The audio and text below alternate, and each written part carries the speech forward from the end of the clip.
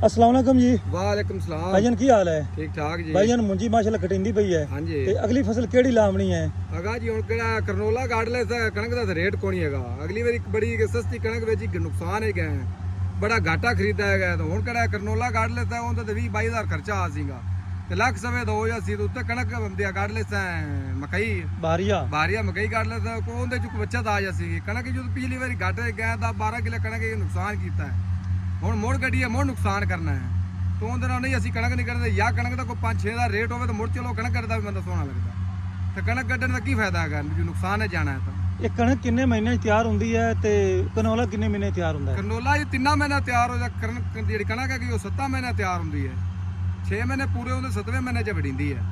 ਤੋਂ ਉਹਦਾ ਕੀ ਫਾਇਦਾ 3 ਮਹੀਨੇ ਦੋ ਫਸਲਾਂ ਅੱਛੀਆਂ 7 ਮਹੀਨੇ ਦੋ ਫਸਲਾਂ ਲੈ ਲੈਸਾਂਗੇ ਮਤਲਬ ਤੁਹਾਡੀ ਗਾਰੰਟੀ ਹੈ ਵੀ ਤੁਸੀਂ ਕਿੰਨੀ ਲਾਓਗੇ ਕਿੰਨੇ ਕਿੱਲੇ ਲਾਓਗੇ ਫਿਰ ਵੀ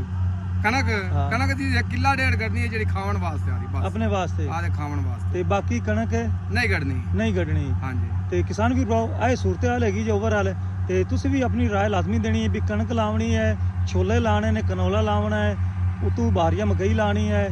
ਜਾਂ ਆਲੂ ਲਾਉਣੇ ਨੇ ਉਤੋਂ ਮਕਈ ਲਾਣੀ ਹੈ ਵੀ 3 ਫਸਲਾਂ ਕਰਨੀਆਂ ਨੇ ਜਾਂ 2 ਕਰਨੀਆਂ ਨੇ ਤੇ ਆਪਣਾ ਖਿਆਲ ਰੱਖੋ ਤੇ ਮੈਨੂੰ ਇਜਾਜ਼ਤ ਤੁਹਾਡਾ ਭਰਾ ਮੀਆਂ ਮੁਹੰਮਦ ਸਰ ਬੱਟੂ ਅੱਲਾ ਹਾਫਿਜ਼ ਪਾਕਿਸਤਾਨ ਜ਼ਿੰਦਾਬਾਦ।